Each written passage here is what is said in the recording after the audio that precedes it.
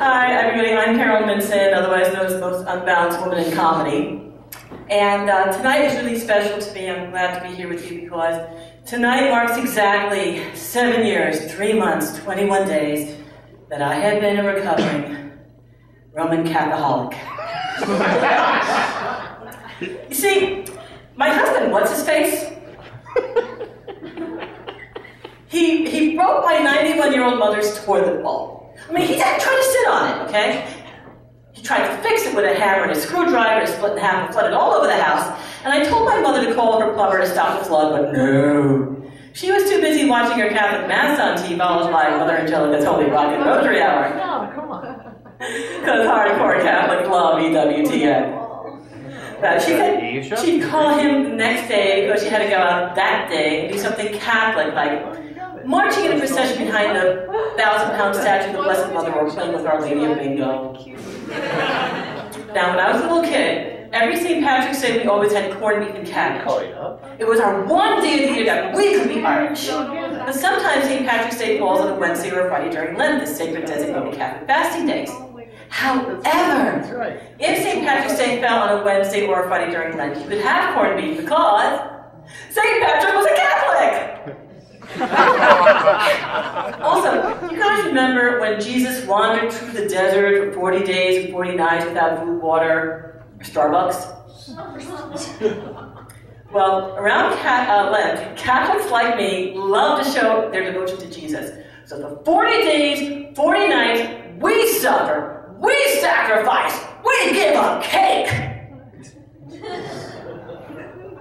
However, it's a well-known secret that hot cross buns are the exception to the rule. It's the crosses on the buns that make them holy.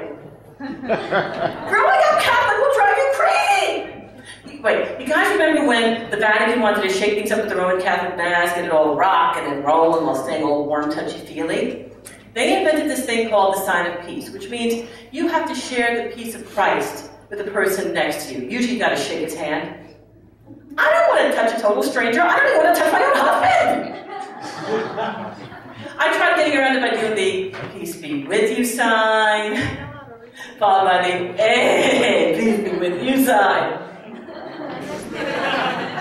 and followed by my all-time favorite, the Vulcan peace sign.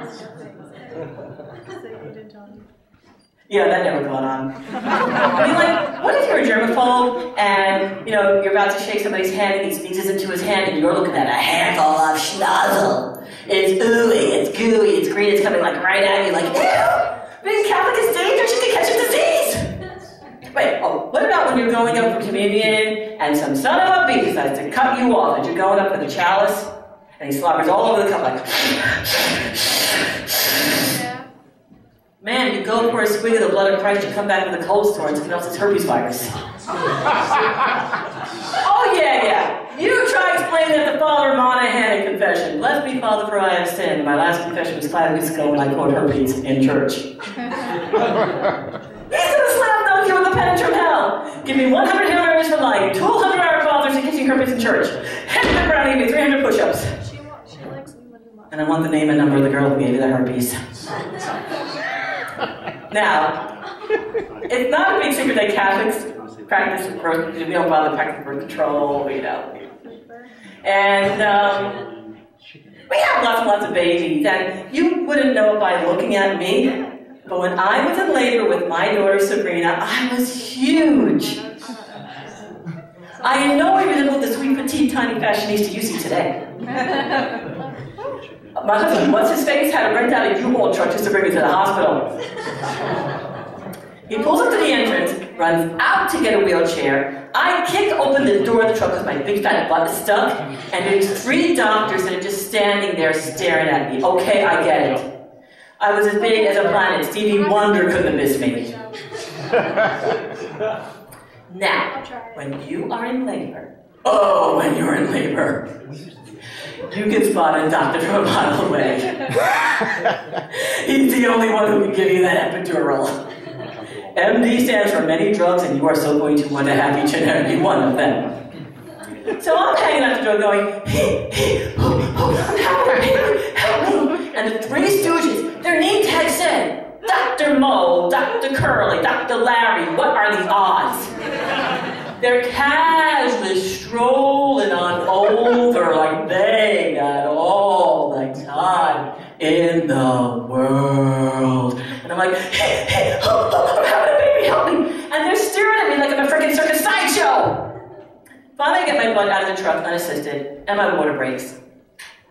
And Dr. Curly says, excuse me, ma'am, are you sure you're ready to have a baby? No. I just thought I'd come by and water the lawn.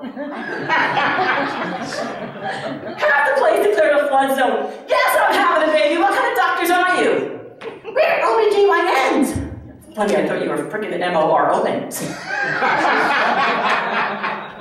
You know, taking care of a dog is easier than having a baby. I mean, even with all this really cold weather and snow and ice and all that stuff, like a responsible dog owner, every day I take my dog Aramis for a walk, and I put on a bag over my right hand to scoop up the poop.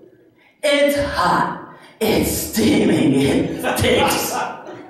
And just when I had this massive handful, someone I haven't seen God knows when comes over to say hello, and there I am like, hey, how you doing? Now, is that an insult? But if I don't wag the bag, am I snubbing them? Scooping up poop is a new reason behind using hand sanitizer, because among dog owners, we don't shake hands anymore. We wave steaming bags and poop at each other hoping they don't break. So this inspired me. You know how most people will teach their dogs tricks like rollover, fetch, cheat the IRS? Wiretap, you know, and all that stuff. I taught my dog the dump and run, and it goes like this. I'm walking with my dog. He stops to cop the squat. I'm checking to see who's checking it out. I pretend to pick it up and then we run! No need for hand sanitizer now, and I invented it, thank you! I invented it, thank you!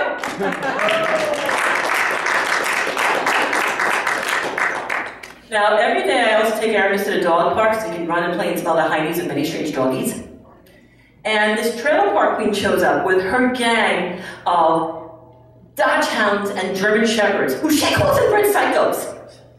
This woman is insane. She knows where each dog is pooped, whose dog it belongs to, and she will hunt you down till you pick it up. I mean, can you imagine trying to have a normal conversation with her, like, hey, how did you catch the Dallas Cowboys, football game? Ah, don't! Your dog makes you poopsie, now prove it. That is your dog. Man on the back, with his hat over there, that's your dog. Oh, that is me. Oh, God, I would bring my daughter Sabrina to the dog park, because she was so high. Seems like only yesterday she was 3 years old, getting her PhD in PMS. Next she's 16 going on bitch. When she turned 19, she walked away from a car accident. Yeah. So I did what any concerned, loving mother would do at that moment.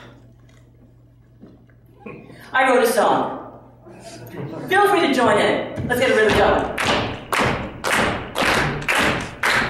I remember when she was only 3, walking in carrying her blue like me. Now that she is a teen with a car, from 3 to 19, she's come pretty far.